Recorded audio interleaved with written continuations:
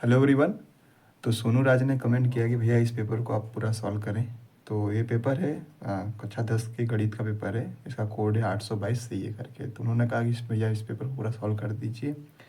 तो पहले तो इसका मैंने आंसर आपको बता रखा है, हमने वीडियो भी अपलोड कर दिया, आप देख लीजिएगा इसके सारे क्वेश्चन का आंसर। तो इस क्वेश्चन के बहुविकल्पी प्रश्न को हम हल नहीं करेंगे, क्योंकि उसका क्वेश्चन हमने आंसर तो हमने पहले बता दिया है। बाकी वीडियो में आप पीछे देख लीजिएगा। और इस क्वेश्चन में हम इस वीडियो में हम इसके 2 नंबर वाले प्रश्न को हल करेंगे। और आगे आने वाले वीडियो में भी हम इसके आगे क्वेश्चन को हल करेंगे, क्योंकि अगर हम एक साथ सारे क्वेश्चन को हल करें तो वीडियो बहुत लंबी हो जाएगी, तो आप बोर हो जाएंगे देखते हैं। तो हम इसको बस इसके इस 2 नंबर वाले प्रश्नों को, जो ABCDE और F करके है, इसको आज इस वीडियो में हल करेंगे। बाकी भी आने वाली वीडियो में उसको हल कर देंगे। चलिए शुरू करते बिना किसी डिले के। अगर आप चैनल पे नए हैं तो प्लीज़ सब्सक्राइब कर लीजिए, आगे और भी वीडियोज़ आएंगे। तो सबसे पहला क्वेश्चन इसमें कहता है, सिद्ध कीजिए कि 4 प्लस में कड़ी में 2 अपरिमेय संख्या है। तो यहाँ पे सिद्ध करने वाला आ गया है, तो इसको आइए सिद्ध करते हैं। तो हमें बोला है कि 4 प्लस में कड़ी में 2 को आपको सिद्ध करना है कि अपरिमेय संख्या। तो यहाँ पे हम क्या मान लेंगे इसको, तो यहाँ पे लिख लेंगे माना 4 प्लस में कड़ी में 2 एक परिमेय संख्या है। परिमेय संख्या है। ठीक, तो हम इसका उल्टा मार लेंगे। अच्छा, परिमेय संख्या है तो इसको हम ऐसे लिख सकते हैं, तब 4 प्लस में कड़ी में 2 को हम क्या लिख सकते हैं, A/B में, क्योंकि परिमेय संख्या को P/Q मतलब A/B के रूप में लिख सकते हैं। और आपको पता होगा जहाँ हम क्या लिखते हैं, जहाँ A और B क्या होना चाहिए, A और B पूर्णांक हो और B does not equal to 0, मतलब B 0 नहीं होना चाहिए। ठीक, तब हम करेंगे क्या कि 4 यहाँ पे B एक पूर्णांक है, 4 को उधर भेज देंगे पूर्णांक के साइड। ठीक है, तो यहाँ पे कड़ी में 2 बचेगा, उधर जाएगा 4, सॉरी A/B -4 बन जाएगा। तो अगर ध्यान से देखें तो आपको पता होगा कड़ी में 2 आप सिद्ध किए होंगे कि ये क्या है, एक अपरिमेय संख्या है। और इधर देखें तो ये क्या है, परिमेय है, ये भी एक परिमेय। तो परिमेय में से परिमेय माइनस करेंगे तो पूरा परिमेय ही आएगा। कहने का तात्पर्य है कि ये हो गया आपका परिमेय संख्या हो गया, और ये आपका हो गया एक अपरिमेय संख्या हो गया। ठीक, तो दोनों कभी तो इक्वल हो नहीं सकते, तो हमारा मतलब हमने जो माना वो गलत हो गया। तो वही चीज़ हम शब्द में लिखेंगे। तो यहाँ पे लिखेंगे चूंकि कड़ी में 2 एक अपरिमेय संख्या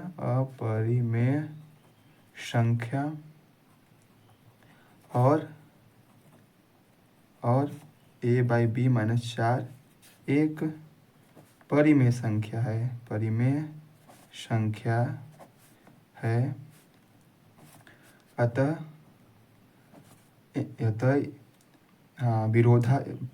विरोधाभास प्राप्त होता है।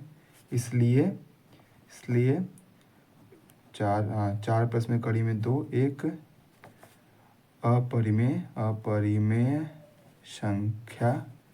अपरिमेय संख्या होगा। ठीक, ये हम कर लेंगे 2 नंबर से, छोटा सवाल था। ठीक, आइए नेक्स्ट सवाल देखते हैं। दूसरा सवाल आपको कहता है कि यदि कोसेक थीटा इक्वल टू 13/5 तो कॉट थीटा का आपका मान बताना, जिसको इसका आंसर में बता रखा है, यहाँ पे आंसर भी लिखा हुआ है।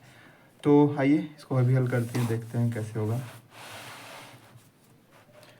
तो यहाँ पे दिया आपको कि कोसेक थीटा जो आपका है वो आपको दे रखा है 13/5। अब आपको पता होता है कोसेक थीटा बराबर क्या होता है, साइन का ये उल्टा होता है, साइन होता है लंब बटा कड़ होता है, देखा जाएगा कड़ बटा लंब हो जाएगा।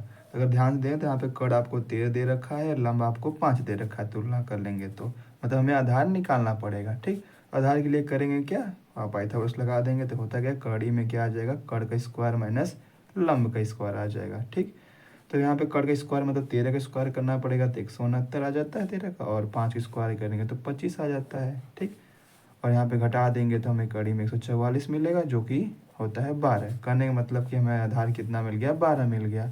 ठीक, और पूछा क्या है, आपको पूछा है कॉट थीटा बराबर बताना था। कॉट थीटा बराबर जानते क्या हो, टेन थीटा बराबर लंब बटा आधार होता है इसका, तो क्या आधार बटा लंब हो जाएगा। तो यहाँ पे कॉट थीटा क्या आ जाएगी आपका, लंबा सॉरी आधार आप निकाल रखा 12, और क्या लंब कहाँ है, लंब 5 है, तो यानी 12/5 आपका उत्तर हो जाएगा। बस 2 क्वेश्चन हो गए हमारे, एक ऊपर वाला एक नीचे वाला।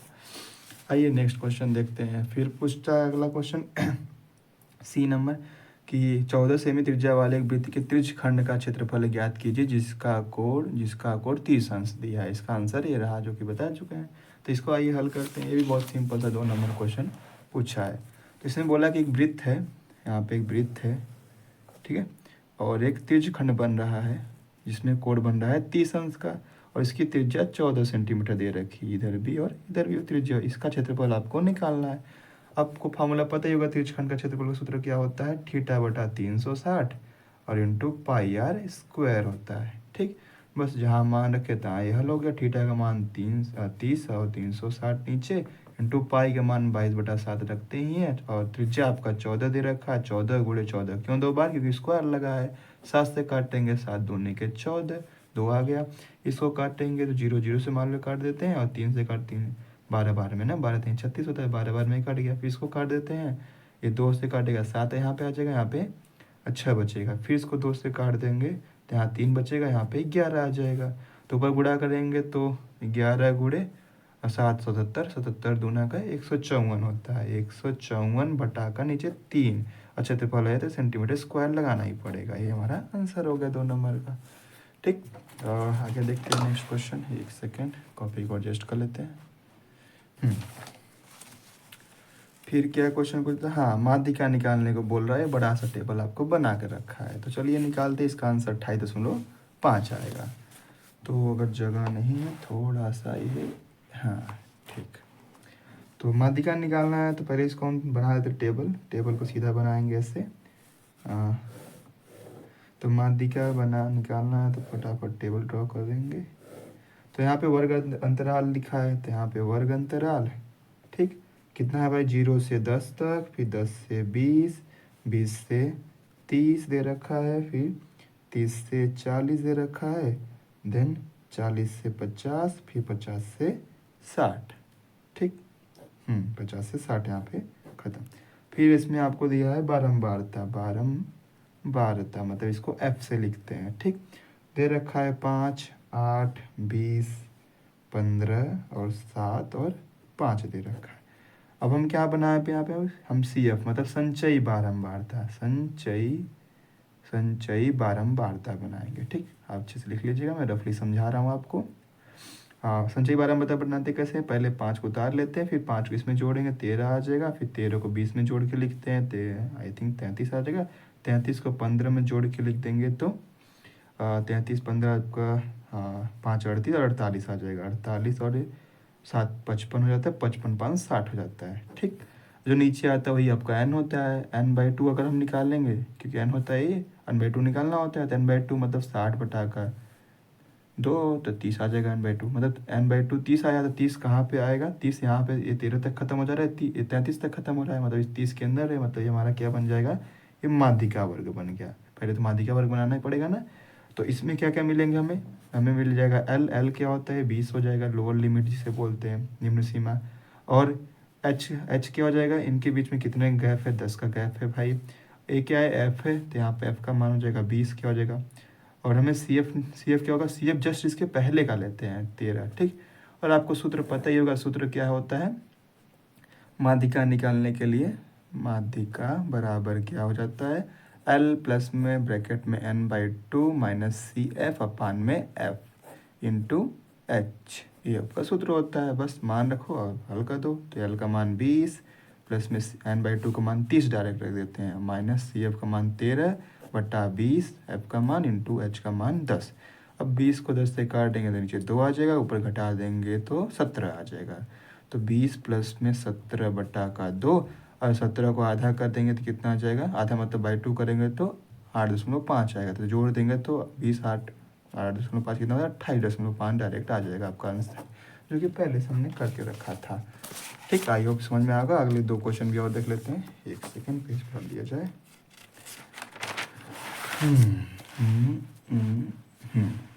ठीक, तो फिर बोलता है ई वाले में कि बिंदु इतना इतना के बीच की दूरी निकालना है। बहुत ही आसान क्वेश्चन, दूरी सूत्र जैसे ही लगाएंगे तैसे तुरंत हल हो जाएगा। दूरी सूत्र क्या होता है, PQ बराबर करड़ी में x2 - x1 का whole square plus y2 minus y1 का होल स्क्वायर। कहीं कहीं दिया होगा x1 माइनस x2 का whole square, y1 minus y2 का, उससे भी लगाएंगे तो पर भी आ जाएगा आंसर।